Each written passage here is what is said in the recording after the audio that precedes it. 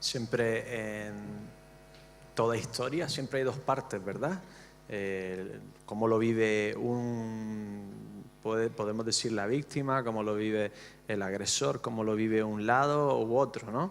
Y cada uno normalmente lo cuenta de una forma diferente, así que siempre es bueno oír la versión de las dos partes, ¿no? Siempre, si te quedas con una sola, seguramente no llegarás a entender la verdad de lo que está pasando. Así que cuando leemos la carta a Pérgamo, o cuando leemos el Nuevo Testamento, nos puede dar la sensación de que solo se está viendo una parte, la parte de aquellos que estaban siendo perseguidos y cómo lo vivían. Vamos a leer cómo lo estaban viviendo aquellos que lo estaban persiguiendo. ¿Qué nos dice de lo que estaba sucediendo en aquella época? Tenemos una carta romana, obviamente escrita en griego, traducida a los diferentes idiomas, y es del 112, de septiembre del 112 o de enero septiembre del 111 o enero del 112 después de Cristo. Es decir, en la misma época que estaba esta carta escrita o posiblemente algunos años posteriores. Creo que no pasarían más de 10 años desde que esta carta estaba escrita. Así que nos da el contexto y nos puede dar un poquito más de la visión de lo que estaba pasando realmente, no solo de cómo ellos lo estaban viviendo, sino qué pensaban los romanos de estos cristianos. Así que la vamos a leer. No es muy larga, es un poquito larga, sí, que tenéis que ir un poco conmigo, pero tampoco es demasiado larga. Vamos a ver cómo vivían los romanos esta nueva creencia, esta nueva religión llamada cristianos, y qué es lo que pensaban ellos de los cristianos. Vamos a empezar a leerlo. Es de Plinio el Joven y le escribe al emperador Trajano. En la zona donde este Plinio el Joven era gobernador, lo vemos en la siguiente. ¿Veis Pérgamo? Pues él era gobernador de Bitinia y Ponto, un poquito al norte de Pérgamo. Así que más o menos, si tú lees un artículo que habla de la zona de Reu, más o menos sabes que se aplica a más o menos toda Tarragona, ¿no? Más o menos sabes que tenía que ser algo por el estilo. Vamos a leerlo. Es costumbre para mí, mi señor, consultarte acerca de todas las cosas sobre las que dudo. ¿Quién, en efecto, puede guiar mejor mi irresolución o instruirme en lo que no sé? Un poquito de peloteo, ¿no? Jamás he participado en los procesos contra los cristianos. Por ello desconozco que suele castigarse o perseguirse y hasta qué punto. Es decir, los juicios contra los cristianos tenían que ser comunes y conocidos. Si no, no le estaría escribiendo esto. Y no he dudado poco si acaso se hace alguna distinción de edad o, por tiernos que sean, en nada difieren de los más robustos. Perseguimos y juzgamos, este es tiernito, este es jovencito, este es mayor, este es sano, este es robusto. A ellos les daba igual. Y si hay perdón para el arrepentimiento, o si el que fue completamente cristiano no tiene alguna ventaja al haber dejado de serlo. Si se castiga el mero hecho de llamarse cristiano, simplemente por llamarte cristiano, en caso de que no hayan cometido delitos. A lo mejor no habían cometido absolutamente nada, simplemente ser cristiano. O si se castigan los delitos asociados a tal nombre. Entre tanto, esta es la norma que he seguido para con aquellos que hasta mí han sido traídos como cristianos. Esto es lo que hicieron en Asia en aquella época. A ellos mismos les pregunté si eran cristianos o no. A quienes confesaron que sí, les pregunté una segunda y una tercera vez. En los juicios romanos, para saber la verdad, tenías que preguntar 3 veces, interrogar 3 veces. ¿Os acordáis de Pilato preguntando a Jesús 3 veces? Jesús preguntando a Pedro 3 veces. Era una forma de saber de verdad lo que está pasando aquí. Con la amenaza de torturarlos hasta la muerte. Ordené que se ejecutara a los que perseveraban, es decir, a los que no decían dejar de ser cristianos. Yo no dudaba, en efecto, de que al margen de lo que confesaran, debía castigarse la terquedad y la cerrada obstinación. Hubo otros de similar desvarío. Ya decían que para el griego el cristianismo era locura, ¿verdad? A los que apunté para que fueran enviados a Roma, ya que eran ciudadanos romanos. Si eras ciudadano romano, podías hacer que te juzgara el mismo emperador. ¿Os acordáis de Pablo, verdad? Poco después, como suele ocurrir, al extenderse la acusación, por causa del mismo proceso se dieron situaciones variadas. Y ahora aquí va a hablar de algunas situaciones. Se hizo público un libro anónimo que contenía los nombres de muchas personas. Alguien entre algunas de las iglesias dio una lista de los que se reunían. Quienes negaban que eran cristianos o que lo hubieran sido, una vez que por medio de una fórmula mía imploraron a los dioses y suplicaron con incienso, y vino a una imagen tuya que había ordenado colocar para este cometido, junto a una figura de los dioses, y una vez que, además, blasfemaron contra Cristo, tenían que maldecir el nombre de Cristo. Cosas que dicen que no pueden ser obligados a hacer quienes en verdad son cristianos. Consideré que podía dejarlos libres. Aquellos que ofrecían a los dioses y blasfemaban el nombre de Cristo se les dejaba libre. Otros, nombrados por un delator, declararon que eran cristianos y poco después lo dejaron. Dijeron que lo habían sido ciertamente, pero que habían dejado de serlo. Algunos hacía ya 3 años, otros ya muchos años antes, algunos incluso 20. Asimismo, todos ellos adoraron una imagen tuya y las figuras de los dioses, y además blasfemaron contra Cristo. Un grupo de ellos negó a Cristo y los dejó libres. Aseguraban asimismo que toda su culpa o su error no había sido más, según ellos, que haber tenido por costumbre reunirse un día señalado antes del amanecer, cantar entre ellos de manera alterna en alabanza a Cristo como si fuera un Dios, y comprometerse mediante juramento a no delinquir, ni a robar, ni cometer pillajes ni adulterios, a no faltar a su palabra, ni negarse a devolver un depósito cuando se les demandara. Unos criminales terribles, ¿no?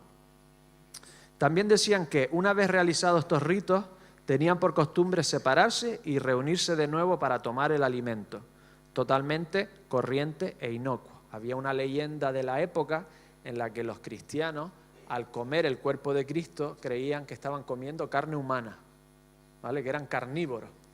Entonces, y se llamaban hermanos unos y otros, entonces creían que cometían incesto y que eran carnívoros, ¿vale? Entonces ellos decían, no, la carne era totalmente inocua, ¿vale? Era corriente. Pero que dejaron de hacerlo tras mi edicto, por el cual, según tu mandato, había prohibido que hubiera asociación. Es decir, el emperador de Roma prohibió cualquier asociación cristiana en todo el imperio, y algunos lo habían dejado de hacer entonces. Así pues creí aún necesario inquirir también, mediante el tormento de 2 esclavas que eran llamadas diáconas, que había de verdad. Si fuera esta época, Marisol, Laura... No encontré ninguna otra cosa que más que una superstición depravada y desmesurada. Una superstición depravada y desmesurada, como veremos después, que había cambiado toda su sociedad. Por ello, aplazada la indagación, me he apresurado a consultarte. A mí me parece que se trata de una cuestión digna de consulta, sobre todo a causa del número de personas que corren peligro de ser juzgadas. La cantidad de personas que habían abrazado el cristianismo a pesar de toda esta persecución. Hay mucha gente, en efecto, de todas las edades, de todas las condiciones. ¿Os acordáis de los amigos gobernadores de Pablo que le dijo que no se presentaran en Éfeso? Había de todas las condiciones, ricos, pobres, políticos, esclavos y de ambos sexos. Incluso son llamados a juicio y seguirán siendo llamados. Y el contagio de esta superstición no se ha extendido tan solo por las ciudades, sino también por las aldeas y los campos. Aún así, parece que puede detenerse y corregirse. Parecía que la tortura y la persecución estaba tomando cierto efecto. Sin embargo, hay suficiente constancia de que los templos, casi ya abandonados, han comenzado a frecuentarse y que se vuelva a celebrar los sacrificios rituales, hace tiempo interrumpidos. El cristianismo llegó a calar de tal forma que se abandonaban los templos y se dejaban los sacrificios. Y se vende por todas partes la carne de las víctimas, para la que hasta ahora no se encontraba sino escasísimos compradores. Dejaron de comprar la carne sacrificada a los ídolos. De esto es fácil deducir qué cantidad de personas podría enmendarse si hubiera lugar para el arrepentimiento. Los cristianos habían tenido tanto éxito que los templos estaban vacíos y la persecución fue tan feroz que comenzaron a llenarse otra vez los templos. Así que en este contexto o en un contexto muy parecido, Pérgamo había recibido persecución y había tenido su primer mártir, Antipas. En este contexto de persecución, Jesucristo les escribe, versículo 12, y escribe el ángel de la iglesia a Pérgamo: el que tiene la espada aguda de 2 filos dice esto. Generalmente los romanos eran los únicos que podían ejecutar la pena de muerte. Es decir, en el fondo ellos eran los que decidían sobre la vida y sobre la muerte. Quien decide quién vive y quién muere en realidad es el dueño de tu vida.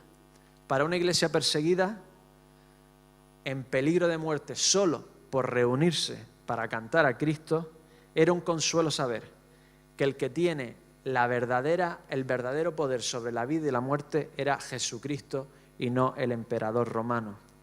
Y que de su boca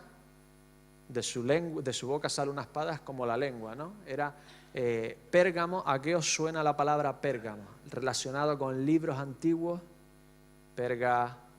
pergamino. Eran los creadores de los pergaminos. Tenían ellos y Alejandría las 2 bibliotecas más grandes del mundo antiguo y se declaraban intelectuales y grandes hombres de retórica. Quien tenía la razón era Jesucristo, y quien tenía el verdadero poder de sus vidas, de morir o vivir, no era Plinio, no era el gobernador, no era Trajano, no era Augusto, era Jesucristo.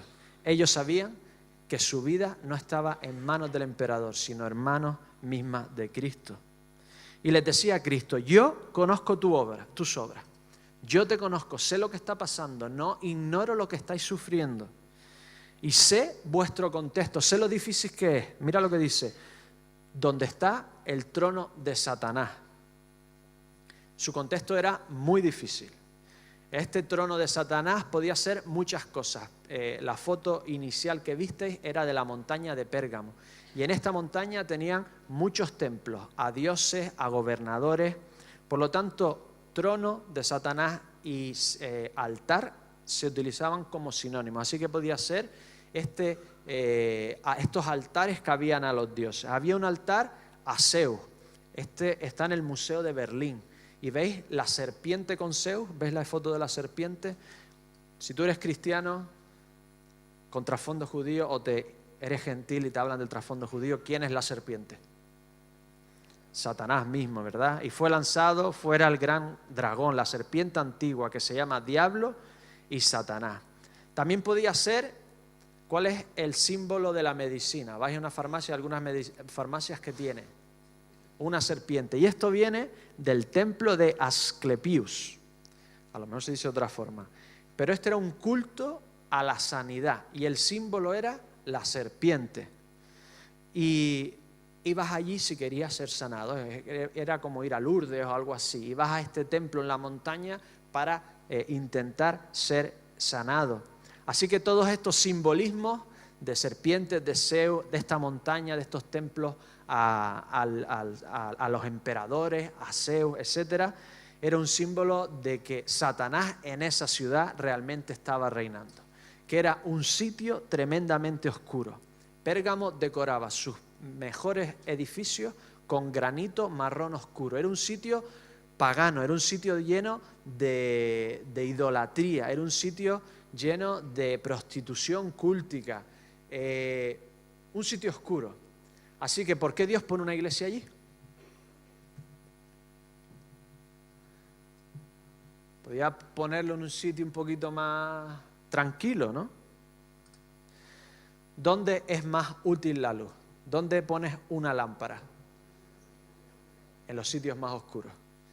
Dios siempre pone su testimonio en los sitios más oscuros. En todos los lugares quiere poner su testimonio. Y si hay un sitio oscuro, allí quiere estar Dios, allí quiere iluminar y que sus hijos iluminen a todo el mundo. Y estas son las lámparas que Jesucristo tiene en su mano. Así que Bagdad tiene iglesia hoy en día. Y Turquía tiene iglesia. Irán tiene 300.000 cristianos. Allí donde falta luz, Dios trae la luz a través de sus hijos. Yo no me imagino lo que es ser cristiano en Pyongyang, Corea del Norte. Pero en Pérgamo sí sabrían lo que era. Y Jesucristo lo alaba porque habían retenido su nombre, no habían cedido y no habían maldecido el nombre de Cristo. Pero retienes mi nombre y no has negado mi fe, versículo 13, ni aun en los días de Antipas, mi testigo fiel, que fue muerto entre vosotros donde mora Satanás. Me encanta cómo le llama Jesús a Antipas. Antipas era el diminutivo del nombre griego Antipatros. O sea que Antipas era como llamarle Pepe a José. Y Jesús le llama Pepe, dice, él ha muerto. Antipas es mi testigo fiel. ¿Quién te nombra por tu diminutivo? A mí solo me llama Josu, mi madre, mi padre, mi mujer. Jesucristo amaba a este hombre. Jesucristo lo llama testigo fiel, exactamente igual que el nombre que se había puesto él mismo, testigo fiel. Y las palabras nos dicen cosas de la cultura. La evolución de las palabras nos dicen cómo va la cultura, ¿verdad? Testigo es la palabra, lo entenderéis perfectamente, la palabra en griego, mártir. ¿A qué os suena mártir? ¿Ah? Con la edad estoy perdiendo el oído y la vista, o sea que como no me habláis un poquito más alto. A la persona que muere por una causa, por una fe. Muy bien. Eso ahora lo hemos aplicado incluso a aquellos que se inmolan, ¿verdad? O no te hagas el mártir, ¿no? Te estás haciendo la víctima, ¿no? En aquella época un mártir simplemente era un testigo en un juicio. Pero tan pronto murieron tantos cristianos siendo testimonio por su fe que se convirtió la palabra en un testigo en un juicio que muere por su fe. Y ese era Jesucristo, que había muerto por la fe de decir quién era realmente Dios y quién podía de verdad darles la salvación de sus vidas. Y ahora se lo aplica a aquellos que morían por Cristo, por testificar al mundo de que Cristo realmente era Dios. Dios utiliza la maldad que se le ha hecho a él y a sus hijos para hacerles ver a aquellos malos los malos que son. Y cuando estemos en la gloria, aquellos que han muerto por Cristo y sepan que algunos de los que están en la gloria con ellos llegaron allí por su sacrificio, le darán la gloria a Dios. Dios utiliza la maldad de este mundo y la maldad que le hacen a sus hijos para que el mundo vea lo malo que es y que necesita salvación. Yo estaba pensando, leyendo un artículo de Irán, como en Irán en el año pasado solo 114 líderes de iglesias en casas se reúnen secretamente en casas, habían sido detenidos solo el año pasado. Un país con tasa de paro altísima, trabajan mayoritariamente los hombres. Yo me imaginé yo metido en la cárcel, mi familia muriéndose de hambre. ¿Negaría mi fe? ¿Negarías tú tu fe?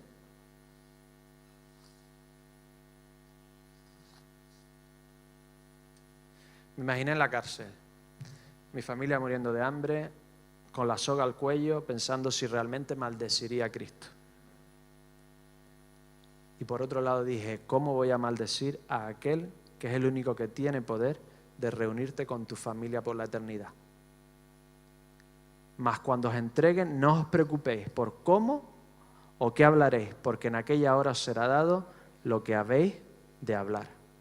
Es un milagro que en todas las épocas, en todos los continentes, haya habido mártires cristianos y la iglesia de Dios haya seguido creciendo como la espuma.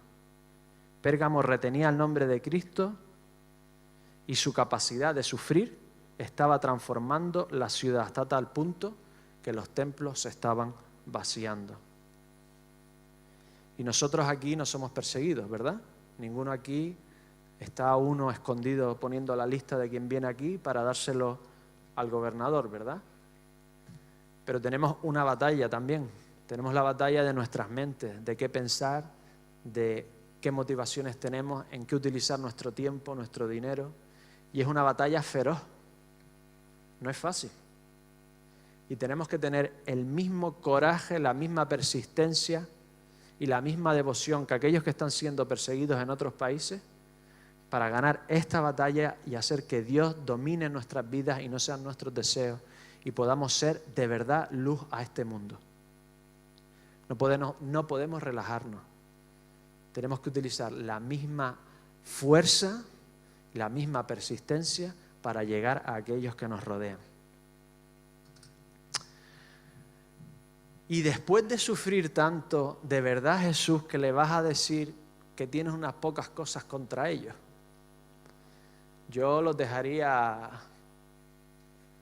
Oye, después de leer la carta de Plinio y entender lo peligroso que era ser cristiano, si dejaban un poco de libertinaje en la iglesia, a los de Balaam y a los nicolaitas, pues déjalo a los pobrecitos, ¿no?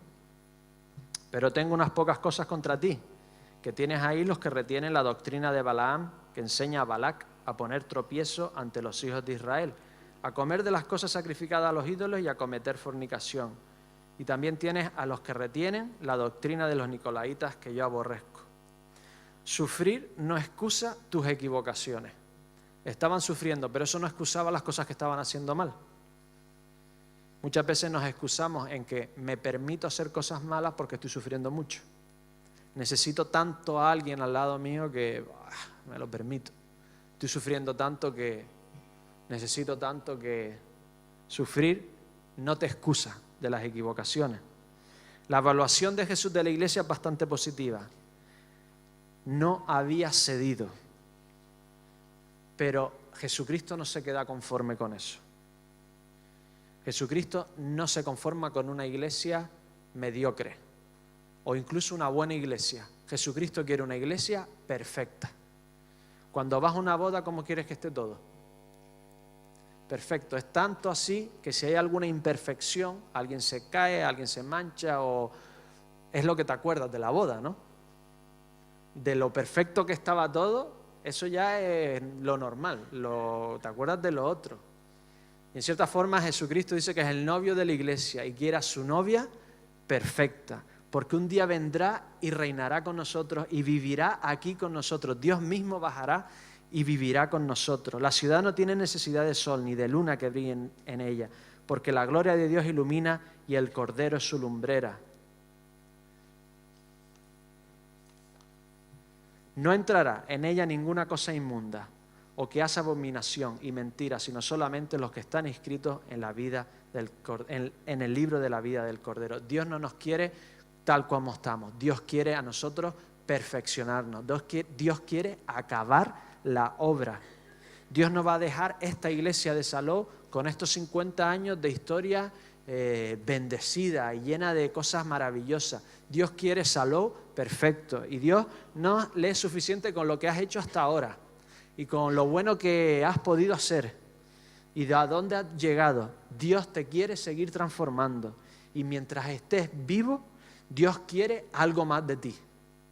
Dios te quiere perfecto y lo quiere y lo quiere hacer porque nos quiere. Dios quería que Pérgamo fuese una iglesia perfecta y es lo que quiere de nosotros, que sigamos avanzando y que nunca nos quedamos con las glorias pasadas, con las cosas buenas que hemos hecho, sino que sigamos para adelante. No es suficiente con lo que hemos hecho hasta ahora. Dios necesita de nosotros más. ¿Y cuál era el pecado de Balaam? Balaam es una historia muy interesante que está en Números 22 y la historia va un poquito así. Balaam era un profeta que no era judío, no era israelita, perdón. Era un profeta de la zona de Canaán, pero era un profeta, se me han liado las hojas, lo siento. Era un profeta de Dios Altísimo, realmente era un profeta de Dios, o sea, era un profeta de la zona de Canaán, que no era israelita, y era un profeta de Dios. Es decir, Dios deja su nombre, Dios deja de alguna forma en todas las naciones para que la gente pueda entender de ellos. Así que Canaán no era tan corrupta, no sacrificaba al primer niño de la familia quemándolo a fuego, dedicaba a alguna de sus hijas a la prostitución, no hacía violaciones en grupos porque no supiese lo que tenía que hacer, sino por rebeldía. Dios siempre tiene su nombre de alguna forma y nos dice que en todo sitio, en todo lugar, nos dice Pablo en Romanos, que los hombres no tienen excusa porque las cosas invisibles, su eterno poder y deidad se hacen claramente visibles desde la creación del mundo, siendo entendidas por medio de las cosas hechas de modo que no tienen excusa. Las personas somos rebeldes, no por ignorancia, sino por rebeldía y por la dureza de nuestro corazón. Pero esto era un punto aparte. Os explico el pecado de Balaam. Balac era el rey de Amón y veía que el pueblo de Israel venía a conquistarlo. Dios dice que por la maldad de estas personas, entonces quiere que este profeta Balaam los maldiga. Balaam habla con Dios y Dios le dice, imposible que yo los maldiga, van a ser benditos. Así que, ¿qué hace Balaam por dinero? Le ofrecieron mucho dinero. Entonces buscó una forma de, pues mira, no podéis venceros, pero ¿sabes cómo los podéis vencer? Si su propio Dios los castiga. Así que envía prostitutas y hacer que sacrifiquen a los ídolos, se prostituyan y comen carne sacrificada a los ídolos. Si ellos se corrompen, Dios los castigará. Esa es la única forma de vencerlos. Y es igual hoy con la iglesia. La única forma de que no seamos luz a este mundo es si nosotros desobedecemos a Dios, si nosotros nos corrompemos, si nosotros no hacemos lo que tenemos que hacer. Si no, somos invencibles. Es imposible que nadie toque lo que Dios no quiere maldecir, lo que Dios no quiere destruir. Entonces, en aquella iglesia habían personas que seguían esta especie de libertinaje. Los nicolaitas también. Sería una cosa como esta, mira. Tenían una fiesta en Pérgamo, muy famosa. 7 días, una vez al año, que sacrificaban animales continuamente durante 7 días. Imaginaos la barbacoa, 7 días. Y esta barbacoa se daba, algunos brasileños aquí se estaban haciendo hasta la boca agua, los argentinos ya estaban ya. Pues esta barbacoa solo se quemaban los huesos, el resto de la carne normalmente se regalaba al pueblo en celebración a sus dioses. Los romanos no solían comer carne, la carne lo comían los ricos, ellos comían pan, cereales, pan y agua. Imagínate tú estar en Pérgamo y te ofrecen una costillita. O eres rico y se encuentran en Pérgamo en el 76, encontraron un salón donde la gente de dinero iba y tenía altares a Dionisia, y lo que hacían era, tenemos un trato, tú y yo, pues lo sellamos con una ofrenda a Dionisia. Ahora se compra el gato con la mano así, ¿no? Para que te dé suerte, pero antes se sacrificaba a Dionisia, etc. Entonces, estabas en un contexto que te ofrecían carne gratis y algunos de la iglesia dirían, oye, si eso no es un Dios, eso no es nada, ¿qué más da que comas de todo eso? ¿Qué más da? Huélelo. Aquí algunos veganos estará dándole esta fatiga, pero a la mayoría diríamos, oye, ¿pero qué pasa cuando actúas exactamente igual que el resto? Que no te diferencias, que no eres una alternativa. ¿Qué le puedes ofrecer a tus compañeros si tú vives exactamente igual? Pues ellos no odiaban eso, lo estaban permitiendo. Su gran ciudad rival era Éfeso. Estuvimos hablando de Éfeso. Y el problema de Éfeso era que se habían cerrado tanto al mundo que ya no tenían este primer amor de evangelizar todo. Se habían cerrado para tener una doctrina férrea. En cambio, el pecado de Pérgamo era al contrario. Se relacionaban tanto que no hacían ninguna diferencia al mundo que les estaba rodeando, o que algunos de ellos no estaban haciendo ninguna diferencia. Así que les estaba diciendo, ni como uno ni como otro. Si no os diferenciáis, si no sois diferentes, si vivís como el mundo, no sois nada. No sois diferencia, no estáis ofreciendo realmente nada, ninguna alternativa. No me estáis revelando a mí. Y entonces les dice algo muy fuerte. O cambiáis, o yo mismo pelearé con vosotros. No simplemente os quitaré como iglesia, yo pelearé con vosotros. Porque no podéis llevar mi nombre y hacer lo mismo que los demás. Y el mensaje sigue siendo exactamente igual. Tenemos que tener un equilibrio entre no relacionarnos con el mundo. Te metes en un monasterio, ¿con quién te relacionas? ¿Con 2 o 3 que vienen? Y no ir al mundo y fundirte con el mundo. Es decir, tienes que ser una luz sin confundirte con el mundo. Y en ese equilibrio estamos todos. Y en esto tenemos que orar a Dios y saber perfectamente qué significa para cada uno. Tenemos que celebrar como el que más y a la vez tenemos que ser tan diferentes que el mundo sepa que hay algo más en nosotros. Así que vamos a hablar ahora del maná. El maná, la piedrecita blanca, ya es el final. Normalmente no se suele hablar de estas cosas, pero es precioso. ¿Vale?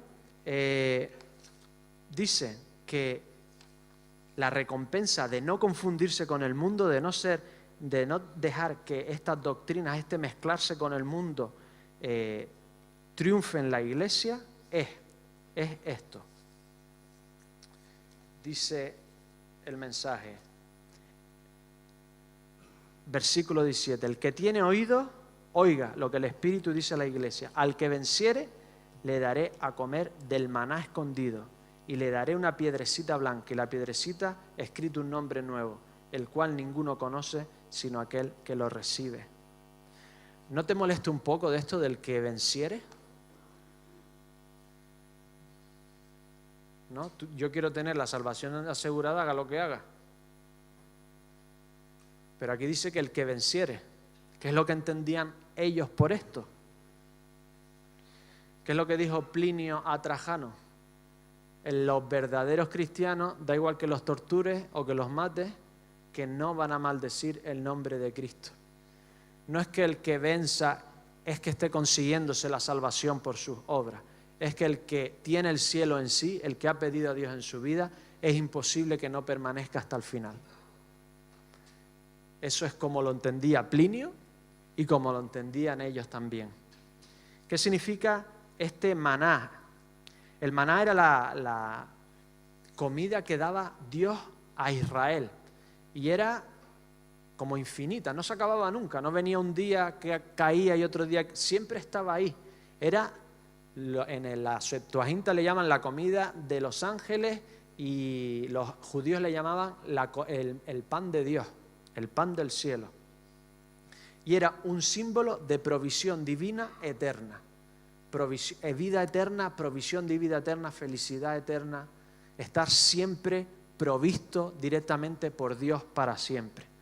Y Dios dice que le dará este maná, es decir, tienes dos posibilidades, o carne sacrificada a los ídolos, que es algo temporal, o un maná eterno. Elige tú. ¿Y quién es el verdadero maná? Jesús, ¿verdad? Le dicen los judíos, enséñanos, Juan 6, enséñanos una señal, porque Moisés nos dio maná, le dice Jesucristo. Moisés no fue Dios. Y yo soy el verdadero maná del cielo. Yo soy el único que de verdad te puede dar vida eterna. Y en esta mañana es igual. El único que te puede dar a Dios es Jesucristo. El único que te puede dar una vida eterna y que esta final de esta muerte física no sea el final es Jesucristo. Él sigue siendo la única opción. Y lo de la piedrecita blanca me encanta. Me he liado tanto los papeles que no encuentro nada, así que... La piedrecita blanca me encanta porque podía ser cualquier cosa en el Antiguo Testamento, en la época romana. La piedrecita blanca podía ser un premio. Dios te da este premio, se da a Él mismo. Podía ser la entrada al teatro o a un circo romano. Dios te da la entrada al cielo. Podía ser el seguro de que un gladiador había sido liberado y se lo habían tallado. Una vida destinada a la muerte, que se le da una nueva oportunidad. Dios te da esa nueva oportunidad. Podía ser en un juicio, tú ibas a un juicio, tanto judíos como romanos hacían esto. En vez de decirte, te declaro inocente o culpable, te daban una piedra. Si era negra, te daban una piedra en la mano. Si era negra, culpable. Si era blanca, inocente. Dios te ha declarado inocente. Él te da la entrada al cielo, la entrada al banquete, te ha declarado libre y te ha declarado limpio e inocente. Pero no solo eso, sino que te da un nombre nuevo. Dios le da nombre a Abraham, le da un nuevo nombre. Jesucristo le da un nuevo nombre a Pedro. Nosotros morimos y resucitamos en Él y Dios nos da un verdadero nombre, una forma de decirnos que Él de verdad nos conoce y que de verdad sabe nuestro futuro y nos rehará y nos renombrará. Y en Isaías 54 dice esto, 56:5, yo les daré lugar en mi casa y dentro de mis muros y nombre mejor que el de hijo e hija. Seréis más que hijos e hijas, no sé cómo puede ser esto, pero es así, nombre perpetuo les daré que nunca perecerá. Dios te rehace, te renombra, te da una nueva vida para siempre como su hijo, como tu hijo, como su hijo y su hija. Pero es un nombre que nadie sabe, sino el que lo recibe. Y esto me encanta. El león le habla a Shasta, el caballo y el chico. Es un libro de Narnia. Mira lo que le dice. Yo fui el león que te obligó a unirte a Arabi. Yo fui el gato que te conforté entre las casas de los muertos. Yo fui el león que expulsó a los chacales mientras dormía. Fui el león que le dio a los caballos la nueva fuerza a través del miedo en la última milla para que pudieras llegar a Kinlun a tiempo. Yo era el león, el que no recuerdas, quien empujó el bote en el que estabas para que un niño cerca de la muerte llegara a la orilla donde un hombre se sentó despierto a la medianoche para recibirte. Entonces, ¿fuiste tú el que hirió a Arabi? Le dice el león, era yo. ¿Pero para qué? Y le dice el león, hijo, dijo la voz, te estoy contando tu historia, no la de ella. No le cuento a nadie más que su propia historia. Dios nos trata a cada uno de forma diferente, en circunstancias totalmente diferentes, porque nadie puede saber realmente tu historia, porque nadie estuvo allí, ni siente como tú sientes, ni padece como tú padeces. Solo un Dios hombre omnisciente que lo sabe todo puede realmente conocerte y puede realmente tratarte de la forma en que tú quieres que se te trata. Y no hay nada mejor que alguien te conozca de forma real. Dios tiene un futuro eterno en el cielo, en comunidad, pero tiene un plan individualizado. Por eso tu vida no se parece a la de nadie más. Y Dios tiene un futuro específico para cada uno de nosotros, una tarea, un lugar, una eternidad en familia y a la vez es única. Solo Dios puede tratarte en familia e individualmente como todo humano realmente quiere que lo traten. Solo Dios te puede tratar así. Concluyo. Al final tienes que decidir si quieres ser un Antipas mártir o Nicolás Balaam. Me he inventado un apellido aquí, pero me entendéis, ¿verdad? Tienes que elegir entre Antipas mártir o Nicolás Balaam. La pregunta, en resumen, es esta. ¿A quién amas más? ¿A Cristo o a este mundo? ¿A quién amas más? ¿A Cristo o a este mundo? Vamos a terminar con una oración.